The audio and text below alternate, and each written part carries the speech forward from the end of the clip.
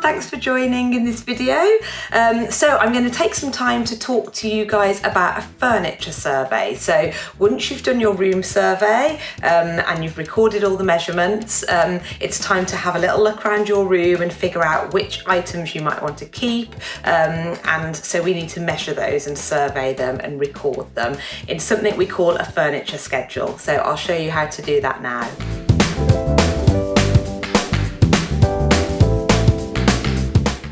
We'll start by talking about what is a furniture survey.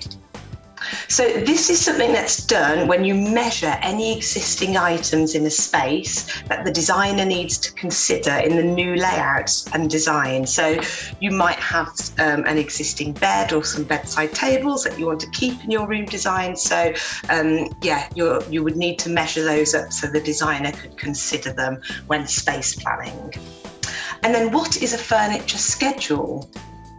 Well, this is when you record the details of any existing or new furnitures that will feature in the new design. So this could be handwritten or it could be done on computer. I'm going to show you different ways in which designers do furniture schedules.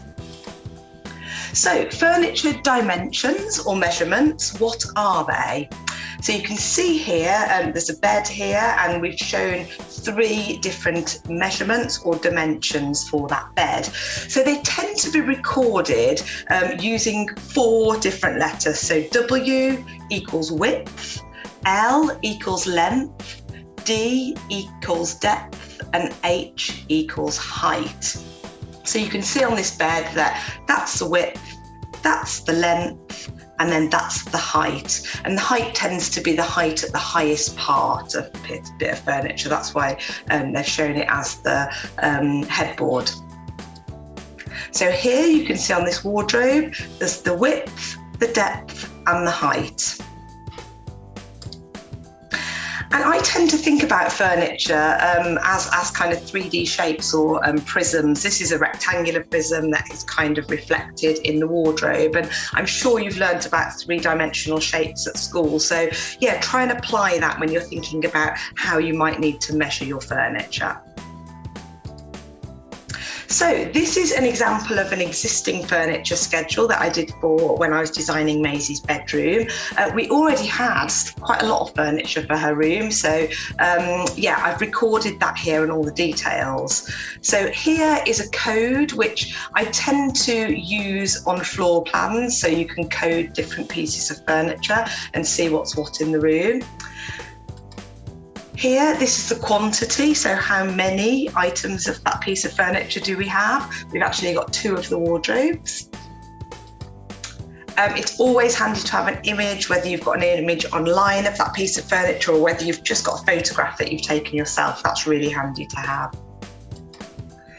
And then just a little bit more about the product. So maybe the finish of it, maybe it's, the colour, the materials, and more importantly, the dimensions of that product as well.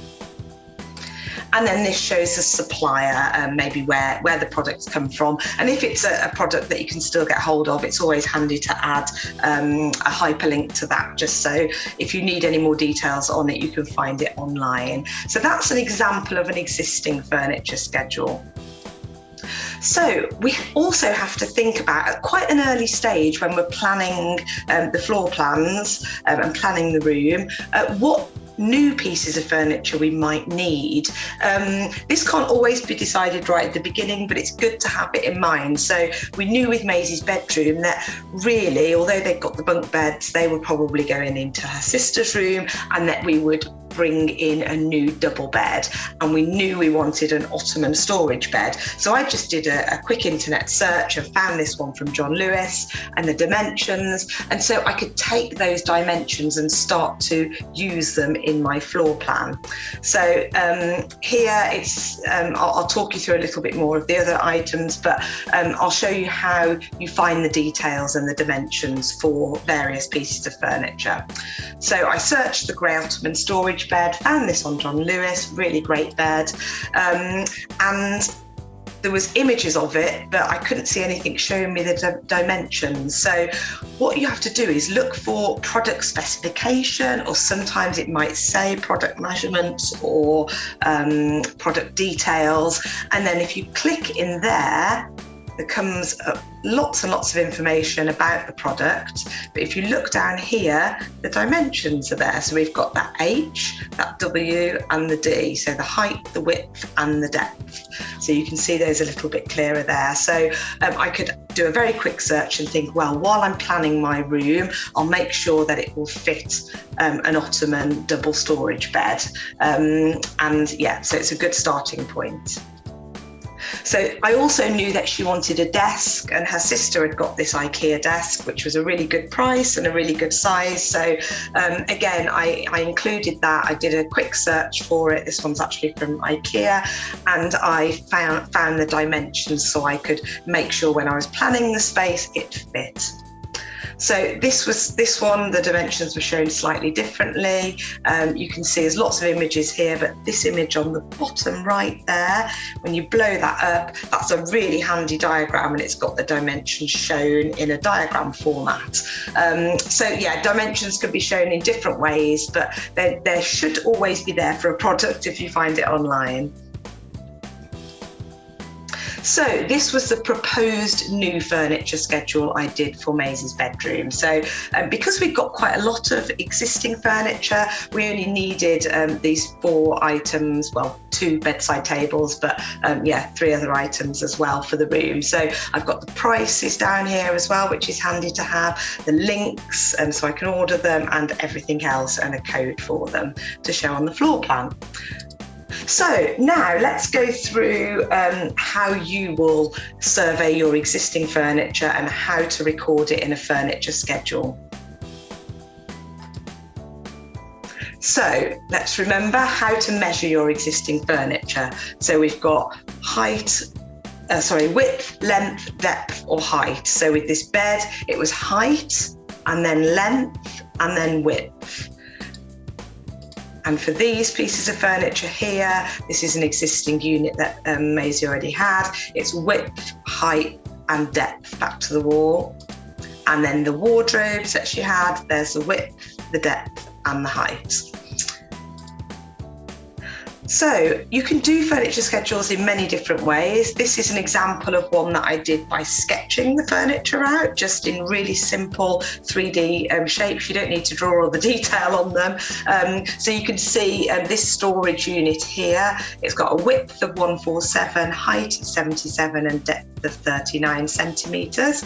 And so I drew that, you can see here on my furniture schedule. So it's really clear for me to see. And then the wardrobe, added the width, the depth and the height of that one, and I recorded it again in a simple 3-dimensional shape there, and I've just noted that there was 2 of those as well. So yeah, that's a really simple way of recording a furniture schedule. Another way you can do it is just to simply write it out like this. So yeah, the single beds there, the wardrobe, I've just done the width, the depth and the height. When you record it like this, that's when it's really important to put this W, D, H and L maybe, so you know which measurements which, because if you didn't put that, you wouldn't know which was the width, which was the depth and which was the height. So yeah, it's really important to record those. So there's 2 different ways of recording the same information. And then any possible new furniture. At this point, it doesn't have to be the exact dimensions unless you found a piece of furniture that you're definitely going to buy for your room. But you can just put some approximate dimensions just so you can start to think, well, I definitely want a double bed in there, so that will be approximate dimensions. A bedside table, they're about 45 centimetres by 45 centimetres, and the desk as well. Again, you can just do a Google search and check the general dimensions of certain pieces of furniture. So here's 2 different ways of recording furniture schedules. So your next task is to get your tape measure and measure the existing furniture that you wish to keep in the room that you want to do your design for, and record it in a furniture schedule. So you can do it in any of the ways that I've shown you. And if you want, you can add the details of any possible new furniture you may need, but don't worry if you don't know about that at that stage, that can come later. Okay, I hope you enjoy this task. Take care. Bye.